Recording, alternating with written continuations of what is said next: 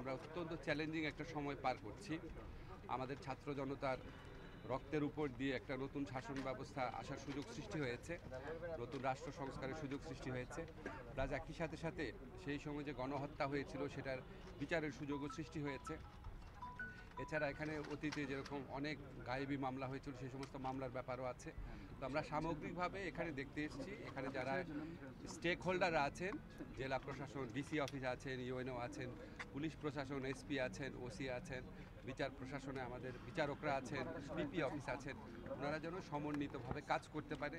যারা যাদের বিরুদ্ধে অভিযোগের শক্ত প্রমাণ আছে, যেমন যাদের বিরুদ্ধে অপরাধে জড়িত থাকার যথেষ্ট প্রাথমিক সাক্ষ্য প্রমাণ আছে, তাদের ব্যাপারে যেন যথোপযুক্ত পদক্ষেপ নেওয়া হয়। আবার কেউ যেন অযথা হয়রানির মধ্যে না পড়ে। ওনারা প্রত্যেকটা প্রতিষ্ঠান যেন সমন্বিতভাবে একসাথে জোরালোভাবে কাজ করতে পারে, মানবাধিকার রক্ষা করেই বিচারের যে পরিস্থিতি পরিবেশ সেটা সুনিশ্চিত করতে পারেন, সেই লক্ষ্যে যেন কাজ করতে পারেন এবং সেই রকম দিক নির্দেশনা দেওয়ার এবং ওনাদের সাথে মত বিনিময় করার, ওনাদের সমস্যাগুলো শোনার, এ ব্যাপারে আমাদের কী করণীয় আছে সেটা নিয়ে আলোচনা করার জন্য এসেছি। আমার সাথে আমাদের অ্যাটর্নি জেনারেল সাহেব আসছেন, আমাদের আন্তর্জাতিক অপরাধ আদালতের যে চিফ প্রসিকিউটর উনি আসছেন। তো ওনারাও আপনাদের বলবেন। ওনাদের মানুষজনের তো সন্তুষ্ট না থাকার কারণ থাকতে পারে, অবশ্যই থাকতে পারে। আইনশৃঙ্খলা পরিস্থিতি মানে এরকম না যে আমাদের এখানে খুব আত্মতুষ্টির স্কোপ আছে, আমাদের আত্মতুষ্টির স্কোপ নাই।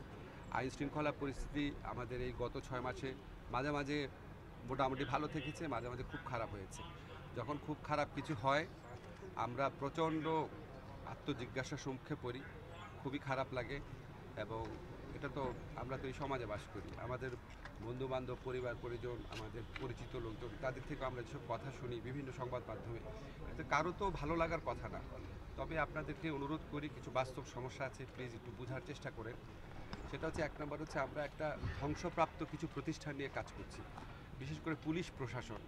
আপনারা জানেন এখানে আগের সময় কীরকম রিক্রুটমেন্ট হয়েছে এবং তাদের ট্রেনিংয়ের ক্ষেত্রে কী ঘাটতি ছিল, তাদের দায়িত্ব পালনের ক্ষেত্রে সমন্বয়হীনতা থাকতে পারে, ব্যর্থতা থাকতে পারে। তারপরে আমাদের এখানে যে পুলিশ, বিচার প্রশাসন, সব ক্ষেত্রেই আমরা যেটা সোজা করে বলতে চাই, আমরা মানে ধ্বংস হয়ে যাওয়া প্রতিষ্ঠান নিয়ে কাজ শুরু করেছি। এটা একটা বড় চ্যালেঞ্জ।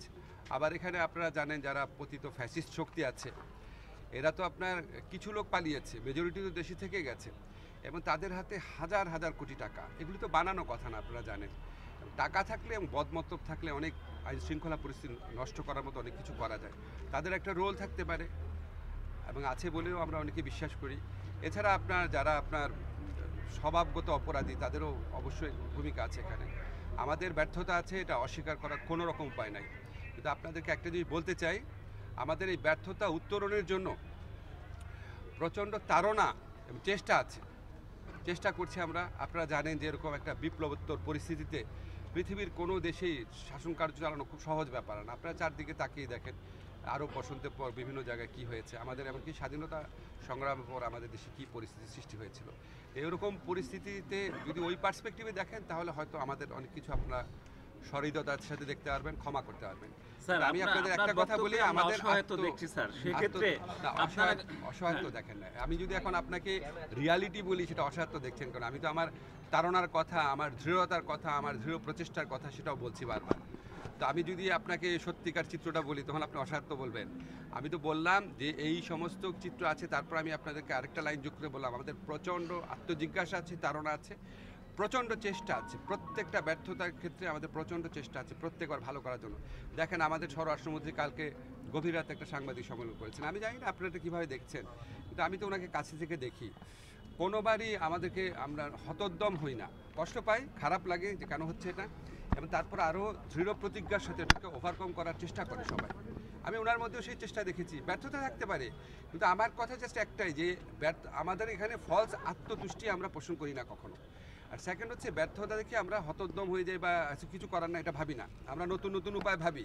আজকে যে আমরা এখানে আসছি, সেটাও সেই নতুন উপায় ভাবার, আইন শৃঙ্খলা পরিস্থিতি উন্নত করার প্রচেষ্টার একটা অংশই।